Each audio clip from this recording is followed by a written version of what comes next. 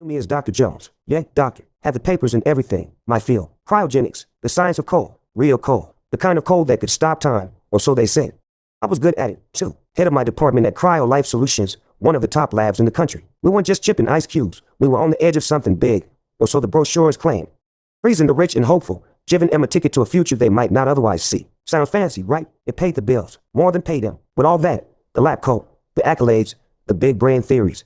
It was just noise. The real me, the me that mattered, was Dad. Single father. My boy, Kenji. Man, that kid. He was my sun, my moon, my whole damn sky. Bright as a new penny. Quick with a laugh that could melt glaciers.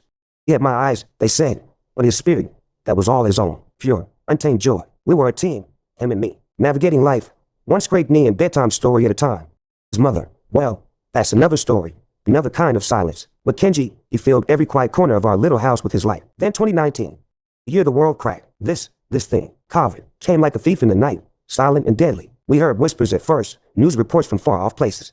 Didn't think much of it. Just another flu, right, wrong, so damn wrong. It hit our city like a wave. Then it hit our street. Then it hit our door. Kenji, he was one of the first. Kids weren't supposed to get it bad.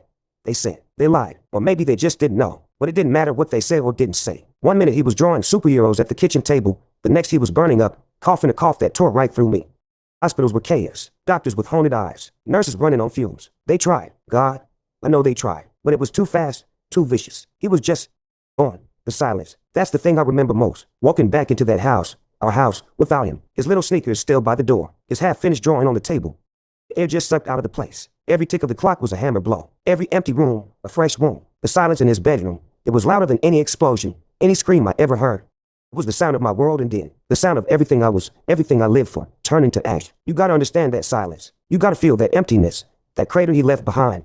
Cause without that, nothing I did after. None of the crazy, desperate, damn the world choices I made. None of it makes a lick of sense. This ain't just a story about a scientist playing God with ice. This is about a father, hollowed out by grief, pushed so far to the edge he couldn't see no other way back. That silence, that unthinkable, unbearable silence. That's where my story, the real story, begins. And it ain't pretty, but it's mine, and it's for him. Always for him. What came next? Me. Just a ghost in my own life. Stumbling through days I didn't want to face. Nights that stretched into forever. That silence, it was a living thing, crawling around me, suffocating me. I sit in his room, his little action figures lined up on the shelf. His smell still faint on his pillow. And my mind, man, my mind started to drift. Started to wander down paths I never knew existed. Dark paths, dangerous paths. Cause when you lose everything, when that silence is all you got left, you start to think about what you can take back, what you have to take back. No matter the cost. Chapter 2, a desperate spark in the coal. The lab, Cryo Life Solutions. It used to be a place of science, of discovery, precision and protocols. Now, it was just coal. Colder than the liquid nitrogen that hissed through its veins. I walked through those gleaming white corridors, past the observation windows looking into the cryo bays where the rich were sleeping their frozen slumber, and I feel nothing but a dull ache. Each pod, a gleaming testament to hope, or maybe just denial. $10 million. That was the going rate. $10 million for a chance to cheat death, to wake up in a future where whatever ailed you was a footnote in a history book. $10 million for a lottery ticket to tomorrow. I see the families, the ones saying their goodbyes, or their see you laters, hope and fear all tangled up in their faces. And I think of Kenji, my Kenji. No $10 million for him. No fancy future. Just a small wooden box and a hole in the ground. The unfairness of it all. It was a bitter pill I choked on every damn day. And there was Haley Chin, my assistant. Sharp wasn't the word for her. Brilliant. That was closer. MIT grad, top of her class. Young, eager, with a mind that just devoured information. She come to Cryo Life looking to change the world, I think. Full of ideas. She was good at her job. Meticulous. A scientist down to her bones. But there was something else there too. A spark of something wild, maybe. We talked sometimes, in the quiet hours when the lab was mostly empty. Not just about work, about the cryopreservation protocols or the latest research papers. Sometimes, we talk about the crazy stuff. She told me once about this unofficial thing they had at MIT. This pirate degree. Not a real degree, of course. More like a badge of honor for students who were exceptionally clever, who could think outside the box, bend the rules, find ingenious solutions to impossible problems. The ones who weren't afraid to challenge the status quo, to hack the system, not for malice, but for, well, for the sheer hell of it, or to make a point. She laughed when she talked about it. This glint in her eye said it was for the constructively mischievous. Funny, huh? Me. I was too busy being a ghost to find much funny in anything. But those conversations, they stuck with me. Haley, with her talk of pirates and bending rules, and me, walking through this cathedral of coal, this place dedicated to buying time. I'd look at the rows of cryopods, gleaming under the sterile lights, each one a promise, each one a possibility, and in the back of my shattered mind, surrounded by all that equipment, all that potential, a little spark started to flicker. Tiny at first, barely there. A terrible, beautiful, insane spark. The kind of spark that could either light the way or burn everything to the ground. This place, cryo life, it wasn't just my job anymore. It was an arsenal. The tools were all there. The knowledge was in my head. And Haley was the key. She had that pirate spirit, that willingness to look at the impossible and say, maybe. This is where the raw, bleeding grief from that silent house started to meet the cold, hard reality of opportunity. A desperate whisper and hope against the howl of despair. That spark, it wasn't content to just stay a spark. It wanted to catch. I find myself staring at Kenji's picture on my desk, him grinning, gap-toothed, holding up a finger painting that looked like a rainbow exploded. Then I looked through the observation window at those silent, sleeping forms in their icy beds. His picture, the pies, back and forth, and a plan, a wild, desperate, out-of-control plan, started to claw its way out of the darkness in my head. A plan that could save my son. A plan that could cost me everything I had left, and then some. A plan that was pure madness. Or maybe, just maybe, it was the only sane thing left to do. Chapter 3. The $10 million deception. This was it. The line in the sand. The point you cross and know, deep in your bones, there ain't no going back. Ration Jones, Dr. Ration Jones, a man who'd always colored inside the lines, paid his taxes, respected the law. I was about to become a criminal. A thief of the highest order. Some might even say a grave robber. Though Kenji wasn't in a grave, not yet, not in the way that mattered to me. But what I was planning, it felt like plundering something sacred. It wasn't for money. God, no, money was just paper, useless against the kind of pain I was carrying. This was for Kenji, for a chance, a sliver of a chance. News came down through the lab grapevine. One of the long-term clients, an old billionaire who'd been on ice for a decade, his estate had finally decided to pull the plug. His designated revival time had come and gone. No cure for what got him had materialized, and the funds for his upkeep were running dry. Slot 37B was opening up. $10 million worth of cold, empty space, and a voice, Kenji's voice, or maybe just my own broken heart, whispered, why not him? Why not my boy? Why does a fat bank account get to decide who gets a shot at a second chance? Why does money shout louder than a father's love? It wasn't right. It was a cosmic injustice that burned in my gut. I wrestled with it, day and night, paced the floors of my empty house, the silence mocking me, argued with myself, with the ghost of my conscience. This was insane. Legal, career-ending, life-destroying. But then I'd see Kenji's face, hear his laugh echo in those silent rooms, and that grief, man, it's a powerful motivator. It's a storm that can rip any anchor loose. It told me, you have to. There's no other way. I couldn't do it alone. No way. This wasn't just flipping a switch. This was complex. This needed precision, access, the nerves of steel. This needed Haley. I found her in the small prep lab, calibrating some sensors. The hum of the equipment was the only sound. I remember looking around, making sure we were alone. My hands were sweating. My heart was pounding like a drum solo. Haley, I said, my voice hoarse. I need to talk to you about something big and off the record, way off. She turned, her brow furrowed with that sharp intelligence. She knew my grief. She'd seen me walking around like a zombie for months. She'd offer condolences, quiet and sincere. But this was different. She could see it in my eyes. I laid it out, all of it, the open slide. Kenji, the desperate, crazy idea of using CryoLife's resources, one of those multi-million-dollar pies, to freeze my son. To give him that chance, that stolen chance. Her face went pale, shocked fear, disbelief. It all warred there. Who wouldn't be? I was asking her to throw away her career, her future, risk prison, all for a dead boy and his broken father. Ashley, she started, her voice barely a whisper. That's impossible. It's illegal. We'd never get away with it. They find out. We'd lose everything. I know, I said, and the desolation in my own voice surprised me. I know all that, Haley, but he's my son. My son, he's gone. And there's a place, a chance, right there. I pointed towards the main cryo bay. What if there's a cure someday? What if they figure this damn virus out? If he's just ashes, then it's over, forever. But if he's here, if he's cold? She looked at me, really looked at me, saw past the scientist, past the boss, saw the father, raw and bleeding. She saw Kenji in my eyes, I think. Or maybe she just saw a man so desperate he was willing to burn down the world.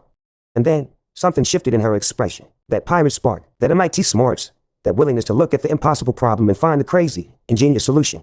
Maybe it was the sheer audacity of it. Maybe it was the challenge. Or maybe, just maybe, she understood something about a love that refused to say die. Okay, she said, so quiet I almost didn't hear her. Okay, Rachel, tell me the plan. Tell me every single detail, and then we'll make it better. And just like that, she was in. My brilliant, road-bending assistant. My partner in the biggest, most terrifying crime of our lives. We planned it for weeks, meticulously. Every step, every contingency, access codes, security camera blind spots, timing diversions, the delicate process of preparing Kenji's small body, the perfusion, the controlled cooling. We had to make it look like slot 37B was still officially empty, undergoing routine maintenance in the system logs. We had to be ghosts. The night we did it, it's a blur of fear and adrenaline, smuggling Kenji's body into cryo life, past security, through the deserted corridors. It felt like carrying a fragile piece of my own soul. Haley was incredible, calm, focused, her hands steady as she initiated the sequences, monitored the vitals that weren't really vitals anymore. I was a mess, but I did what she told me. Muscle, look out, grief-stricken accomplice. And then, he was in, tucked into that gleaming, $10 million cradle.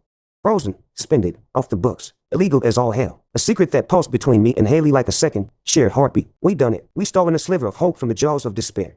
We committed an act of monumental deception. My son was frozen, waiting. But as we walked out of cryo life that dawn, the city stirring to life around us, the relief was already tinged with a new, colder dread. We hadn't just saved Kenji, or tried to. We chained ourselves to a secret that could destroy us. The crime was committed. The real hell, the living with it, the constant fear of discovery, that was just beginning. Every day, walking into that lab, seeing that pod, knowing what we'd done, that was going to be our penance. Years of it stretching out before us. Years of looking over our shoulders. Chapter 4, The Weight of Waiting. 5 years. 5 long, suffocating years. From that desperate night in early 2020, all the way to the tail end of 2024. 5 years of walking into Cryo Life Solutions every damn morning. The sterile smell of the place a constant reminder. My nameplate was still on my office door. Dr. Ration Jones, head of cryogenics.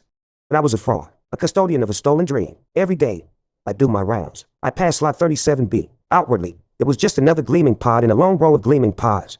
System logs, doctored by Haley's genius, showed it as offline for extended diagnostics. But I knew Kenji was in there. My little boy, held in that impossible cold, suspended between what was and what might be. It was like a punch to the gut, every single time. A fresh wave of grief, then a surge of terror, then that tiny, insane flicker of hope I was so desperate to keep alive. Haley and me, we were bound by that secret. It was a chain, heavy and cold, linking us together. We didn't talk about it much, not directly. Didn't need to. Shared glance across the lab, a subtle nod as one of us checked the remote sensor readings for 37B that only we knew how to access. That was enough. We were partners in this silent, nerve-wracking vigil. In those 5 years, we got closer. How could we not? Carrying a secret that big, it changes things. It strips away the usual workplace formalities. We weren't just boss and assistant anymore. We were co-conspirators, allies, friends, maybe, in a way that only two people who stared into the abyss together can be. We'd share coffee in the deserted break room late at night, surrounded by the hum of machinery that kept the dead, or nearly dead, from decaying. We talked about everything and nothing. The latest scientific papers, the office politics, the state of the world outside our frozen sanctuary. Sometimes, she'd talk about MIT, about her dreams before all this. That pilot degree would come up now and then, usually when we'd managed to sidestep some new security protocol or find a clever workaround for a technical glitch in the lab. It was a little joke between us, a way to acknowledge the sheer audacity of what we'd done, what we were continuing to do every single day. Guess we earned our stripes on that one, huh? She'd say with a wry smile. Underneath the joke, though, we both knew we pulled off the biggest, most dangerous hack of our lives, and the system we were hacking was life and death itself. I was mostly a shell of the man I used to be, going through the motions at work, faking smiles, making small talk. At home, the silence was still there, but now it had a different quality.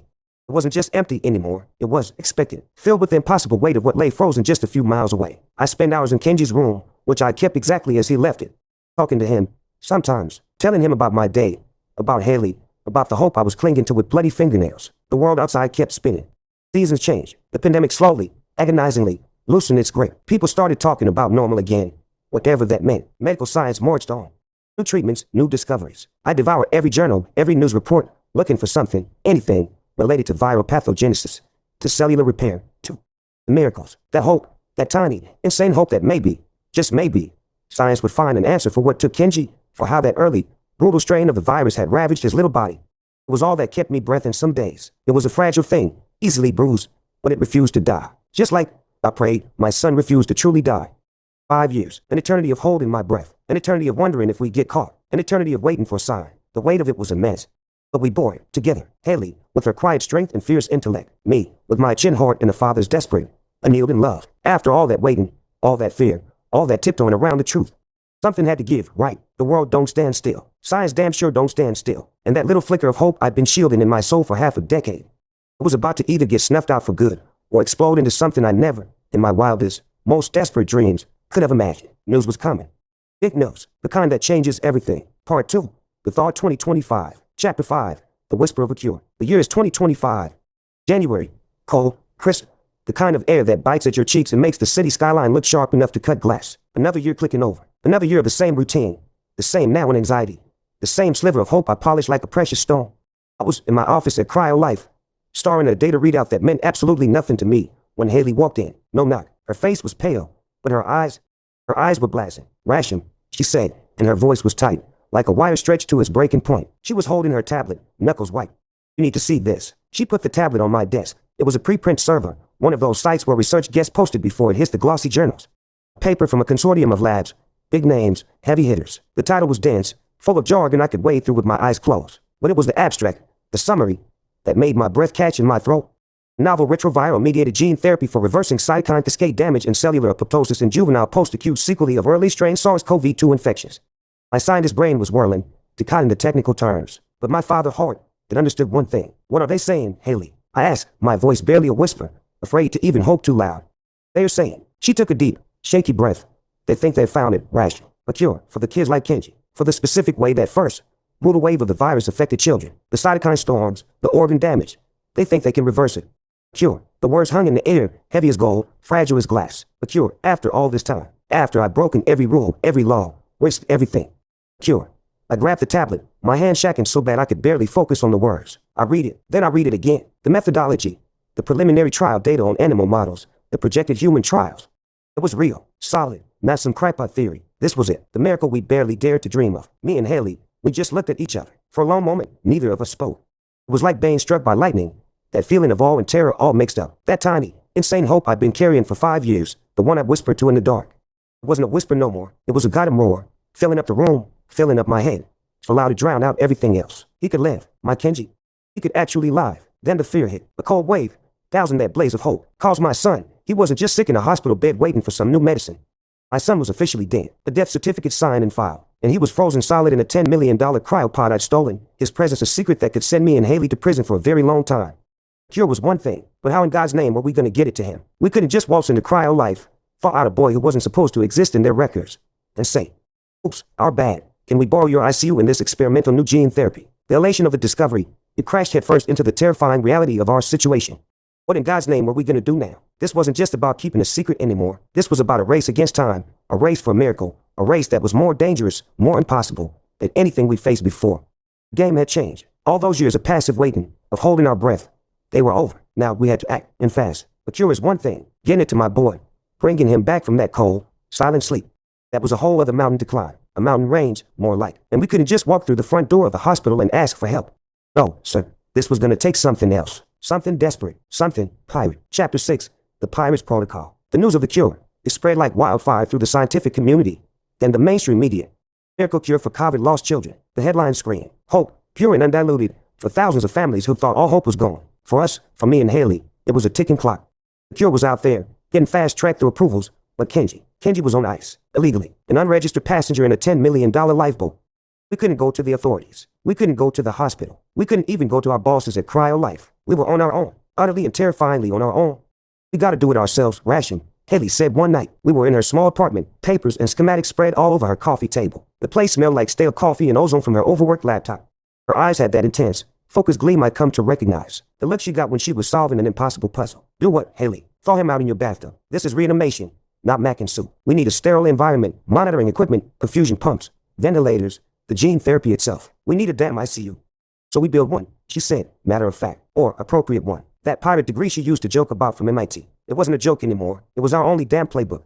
We had to become pirates, for real. Not for treasure, but for life. My son's life. We know the protocols for thawing. She continued, tapping a complex flowchart she'd drawn.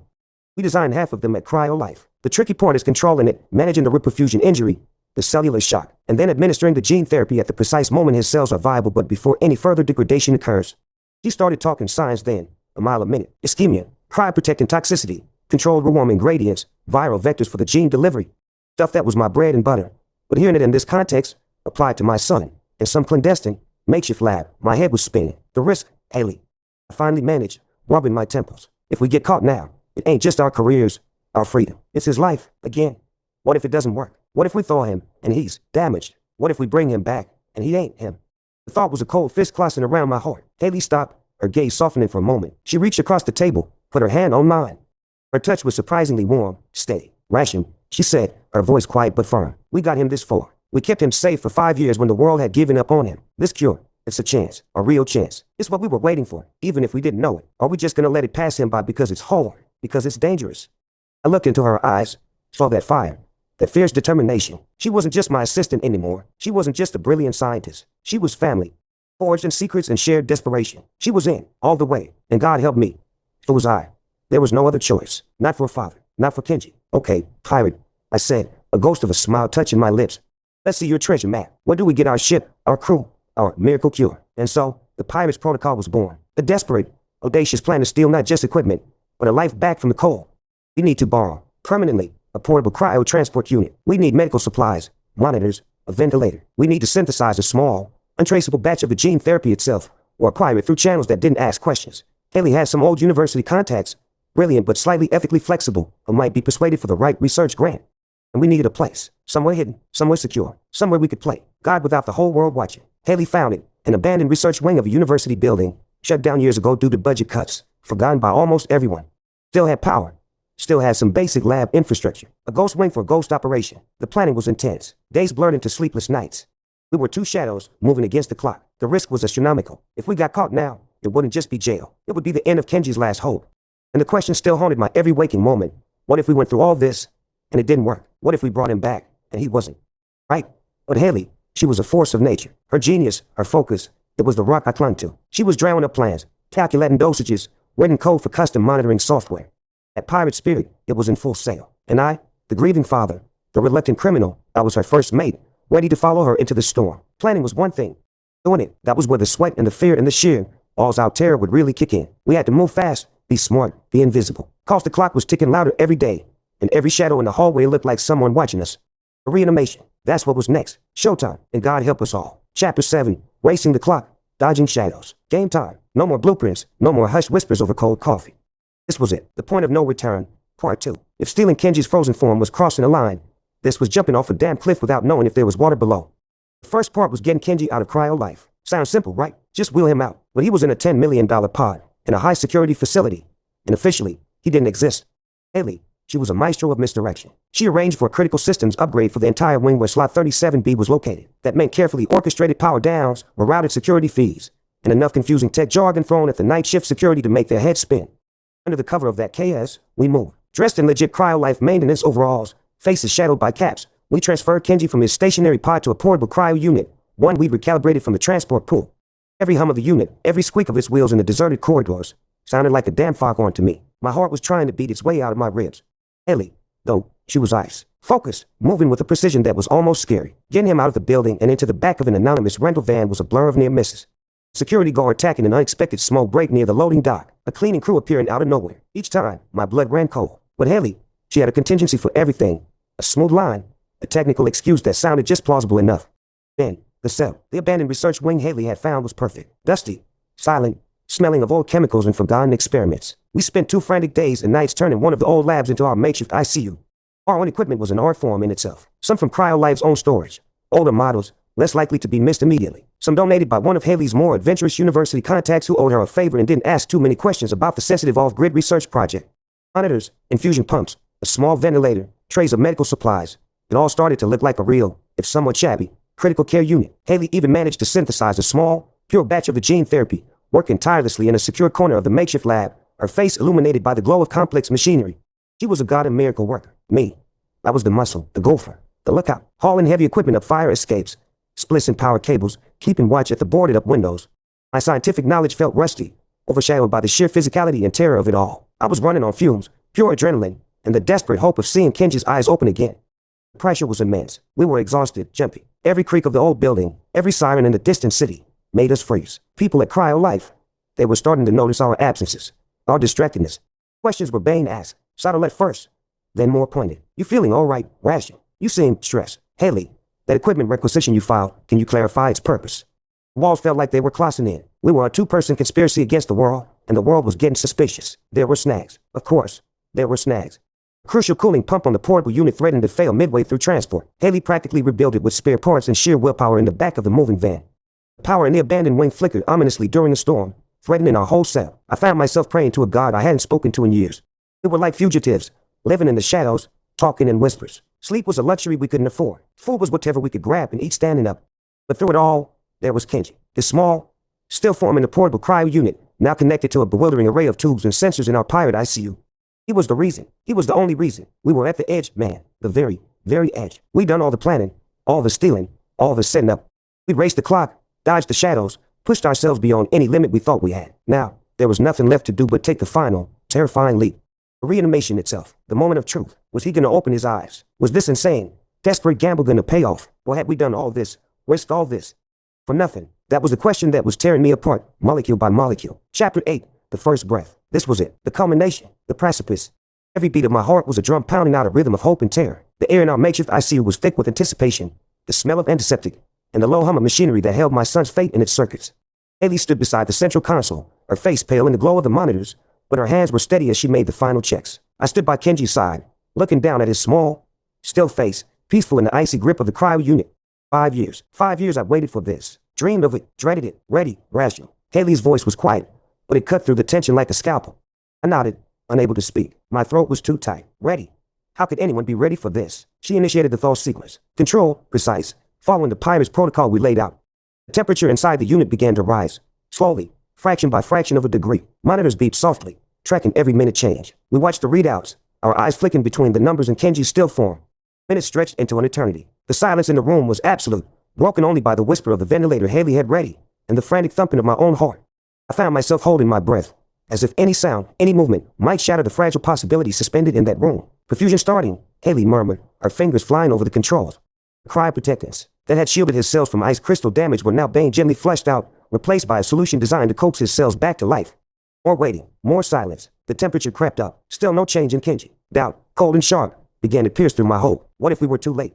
What if the damage was too severe? What if he was truly, irrevocably gone? Heart rate, 0, Haley reported, her voice flat, professional, betraying none of the emotion I knew she must be feeling. Initiating cardiac support. I reached out, my hand trembling, and touched Kenji's cheek. It was still so cold. Come on, son, I whispered, my voice cracking. Come on, Kenji, Daddy's here. Please, baby, come back. On one of the monitors, a tiny, erratic spike, then another. Wait, Haley breathed, her eyes glued to the screen. I think we have something. The spikes became more regular, a faint, thready rhythm, a heartbeat, weak, fragile, but unmistakably there. Tears welled in my eyes, blurring the image of my son. He was fighting. My little warrior was fighting. The rewarming continued. His skin, slowly, began to lose its icy pallor. A touch of color, faint as a sunrise, returned to his lips. And then, the moment that would be burned into my soul forever. A gasp, a small, shuddering intake of air. His chest hitched, once, twice. His eyelids fluttered. And then, they opened. Kenji's eyes, my son's eyes, open, dazed, unfocused, but open, looking up at the dim lights of our makeshift lab. He was breathing, on his own. Big, shallow breaths, but he was breathing. My son, he was alive. A sob tore its way out of my chest, a sound I didn't even recognize as my own. I sank to my knees beside him, tears flowing freely now, tracing hot paths down my cold cheeks. Haley was crying too, silent tears streaming down her face, a small, watery smile on her lips. He's back, I choked out, reaching for his small hand, his fingers so tiny in mine. Haley, he's back. He was weak, so incredibly weak, confused. His eyes tried to focus on me, a flicker of something, recognition, or just reflex. I didn't care. He was alive. My boy was alive. The joy, the relief. It was a tidal wave, so powerful it almost swept me away. All the fear, all the risk, all the years of a chin emptiness. In that one moment, it was all worth it. But even as that wave of euphoria washed over me, a new, colder current pulled at its edges. We weren't out of the woods, not by a lone shot. He was incredibly vulnerable. He needed round-the-clock care, real medical attention. And we were still fugitives, holed up in an abandoned building with a boy who was supposed to be dead. This miracle, this precious, unbelievable miracle, that was still a secret, a dangerous one. The celebration of his first breath was already giving way to the urgent, terrifying question of how to protect his second chance at life. Part 3, The Reckoning and the Dawn. Chapter 9, The Price of a Miracle. You can't keep a secret like a reanimated boy hidden forever. Not in a world wired like ours. Not when that secret is breathing and needing care. We were so damn careful, Haley and me. Covered our tracks, lived like ghosts in that abandoned wing, nursing Kenji back to strength, day by painstaking day. He was getting stronger. The gene therapy, administered by Haley with the precision of a neurosurgeon, seemed to be working its magic. His laugh, when it finally came, weak and raspy at first, was the sweetest sound I'd ever heard. Sweeter even than the first time, all those years ago. With the outside world, it has a way of finding you. Maybe it was the unusual power drain from the abandoned building that finally got flagged. Maybe one of Haley's ethically flexible contacts got nervous and talked. Maybe the folks at Cryo Life finally put 2 and 2 together. The missing portable cryo unit, my and Haley's increasingly erratic behavior, the whispers about the new cure. It don't really matter how. They found out. I remember the day like it was etched in acid. Kenji was sitting up in his makeshift bed, drawing something with crayons Haley had smuggled in. He was still pale, still thin, but his eyes were bright. He was him, my son, back from the void. Then, the sound of heavy footsteps in the corridor outside. Shouts, the splintering of the flimsy door we barricaded. My blood ran cold. I looked at Haley. Her face was a mask of grim resignation. We both knew. The game was up. Uniformed officers flooded the room. Not just local cops. Feds, by the look of their jackets. Their faces were hard, unreading. They saw Kenji. They saw our setup. The miracle we fought so hard for. The one we risked everything to achieve. It was now exhibited in the case against us. The questions came hard and fast. Accusations, illegal medical procedure, unauthorized use of experimental drugs, theft of corporate property, conspiracy. Manslaughter was even thrown around from his first death. It was a whirlwind of official jargon and barely concealed outrage. Then the police, the flash of cameras as they led us out, blinking, into a world that suddenly seemed too bright, too loud. It was over. The dream, that impossible, beautiful dream of a second chance, is shattered into a million pieces, turning into a nightmare of flashing blue and red lights, the slam of car doors, the cold, impersonal feel of steel handcuffs on my wrists. They were tacking me away, and Haley, God, Haley, she was right there beside me, her head held high, but I could see the fear in her eyes. She'd done this for me. Or Kenji, all for helping a desperate father save his boy, and now she was caught in the same net as they put me in the back of a cruiser. I looked back, saw Kenji's small, bewildered face watching from the doorway, a medic now by his side. That look, it'll haunt me till my dying day. He'd just gotten his life back, and I was already being torn away from him. The price of a miracle. It was steeper than I could have ever imagined. We brought a boy back from the dead, and for that, the world was going to make us pay. Jail, interrogations, lawyers. The whole damn system, cold and impersonal, was coming down on us. And my boy, my Kenji, what was going to happen to him now? He'd just woken up to a world he didn't know, only to have his father ripped away. The fight wasn't over. It was just changing battlefields. Now I had to fight. For my freedom, for Haley's, and for my son's future, all from behind bars. Chapter 10, The Court of Consequence. The courtroom. Man, it was colder than any cryopod. Big, echoey place, all polished wood and stern faces, flags hanging limp, and everybody staring at me, at Haley, like we were some kind of freaks from a sideshow. Maybe we were. They called me a thief, said I stole $10 million worth of services from Cryo Life. True enough, they called me reckless, said I endangered my son with an unsanctioned, experimental procedure. Maybe also true, depending on how you looked at it.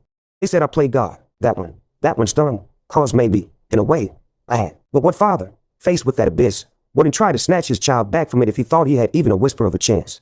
I didn't lie. Stood up there in my ill-fitting county issue suit and told him what I did, every bit of it. The desperation, the silence in that house, the sight of that empty cryo slot, the flicker of hope when the cure was announced. I told him about Kenji, about his laugh, about his life. I tried to make him see, to understand that this wasn't about greed or ego. This was about a love so big it broke all the rules. Some of them looked away. Some just stared, their faces like stone. Haley, she was a rock. They put her on the stand, grilled her for hours. Prosecuting attorney, slick guy with a voice like oil, tried to paint her as a naive kid led astray, or worse, a cold, ambitious scientist looking to make a name for herself. She didn't break, stood tall, looked him right in the eye, told her truth, about the science, about the protocols, about her belief in what we were doing. She took her share of the blame, didn't try to hide. That pirate spirit, it was still there, even in that sterile courtroom, loyal to the bitter end. The media had a field day, of course. Cryo Dan, the Lazarus child, Kenji's face, his story, it was plastered everywhere. The miracle kid, brought back from the dead by his outlaw father and a renegade scientist. Some people called me a hero. Most called me a menace. All I could think about was Kenji. He was in protective custody, getting the best medical care, they assured me. But he was alone, again. What was all this doing to him? He'd just come back to the world, and now the world was tearing his life apart. My lawyer, a public defender with tired eyes but a good heart, he argued diminished capacity due to grief. Argued necessity. Argued that the outcome, a living, breathing child, should count for something. The prosecution, they just hammered on the law. Theft is theft. Sanctioned medical experimentation is a crime, no matter the motive. Days blurred into a monotonous cycle of legal arguments, witness testimonies, recesses. I catch glimpses of Kenji sometimes in supervised visits. He was quiet, scared, didn't understand why I couldn't come home with him. How do you explain due process and grand larceny to a 6-year-old who's just cheated death? All I could think was, what's going to happen to him if they lock me up and throw away the key? The fear was a constant, cold knot in my stomach. I saved his life, but had I destroyed his future? Then, the wait for the verdict. The jury went out. Hours turned into a day. Then 2. Every buzz of the courtroom door, every rustle of paper, made my heart leap into my throat.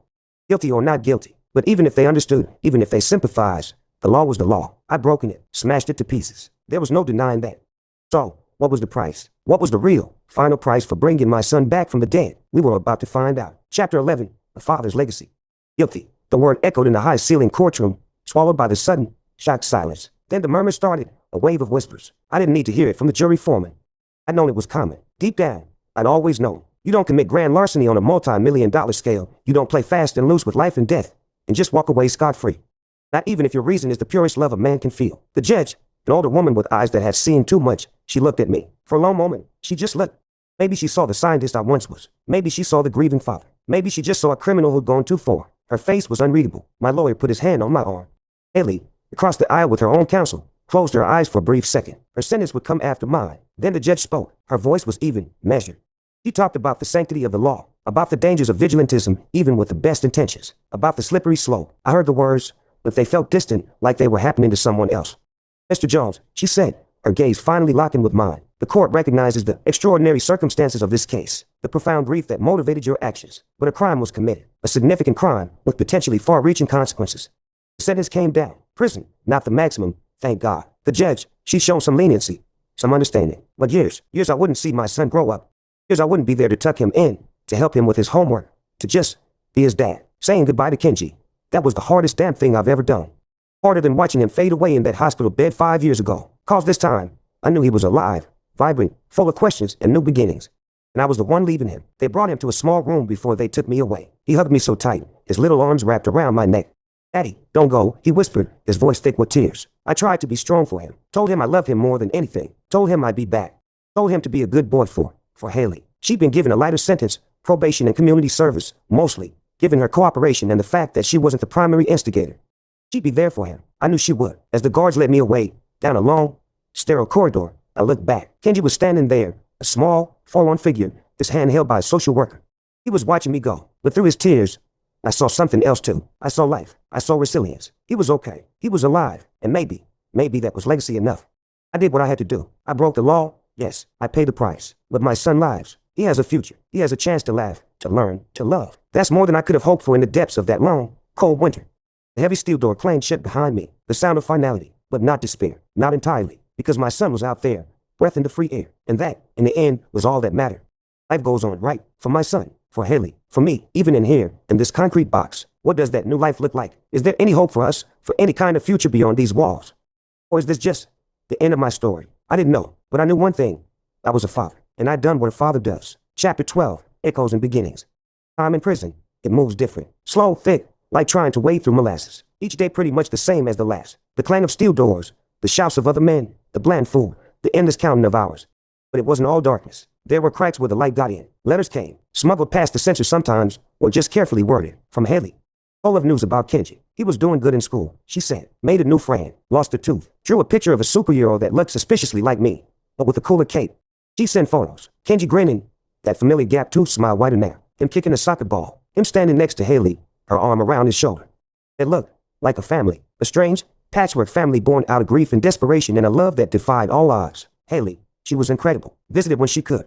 Sat across from me, separated by thick, scratched plexiglass, and talked through a crackly phone. Told me about her community service, working at clinic for underprivileged kids. She was still a scientist at heart. Still brilliant, but something had softened in her. That pirate spark was still there, but it was gentler now, warmer. She was looking after Kenji like he was her own. I knew she would. She was more than just my co-conspirator now. She was the anchor for my son, and in a way, for me too. Then, one visit, she came, and she was different. There was a glow about her, a quiet joy I hadn't seen in years, maybe ever. She seemed nervous, her hands fiddling with the strap of her purse. Ashim, she started, her voice a little shaky, a small smile playing on her lips. We have some news. I waited, my heart doing a funny little flip. She took a deep breath. I'm pregnant, she said, her eyes meeting mine through the glass. We're having a baby, Ashim. A little girl, pregnant, our baby. Right there, in that sterile, soulless visiting room, with guards watching and the noise of 100 other broken conversations around us, it felt like the sun had just burst through the clouds. A new hope, a new life, a new beginning, sprouting right in the middle of all this wreckage. Tears welled in my eyes, not tears of sadness this time, but tears of something else, wonder, maybe, gratitude, a sense of continuation that I thought had been stolen from me forever. A little girl, my daughter, my son, Kenji, he was out there, living, breathing, driven against all odds. A testament to a father's desperate love. And now, a new life, a piece of me and Haley, a symbol of a future we never could have planned, was on its way. I pressed my hand against the cold glass. She pressed hers to the other side. We couldn't touch, but in that moment, we were connected. I'm a father, still a father. Twice over, now. My legacy wasn't just the crime, the trial, the years I spent behind these walls. It was in Kenji's laughter. It would be in my daughter's first breath. Life, it goes on. Different than we planned. Harder, in some ways. More complicated. But we'd face it, all of us. 'Cause that's what you do. You find the light, even in the darkest damn places. You keep fighting. For family, for love, for those echoes of the past and the promise of new beginnings. Always.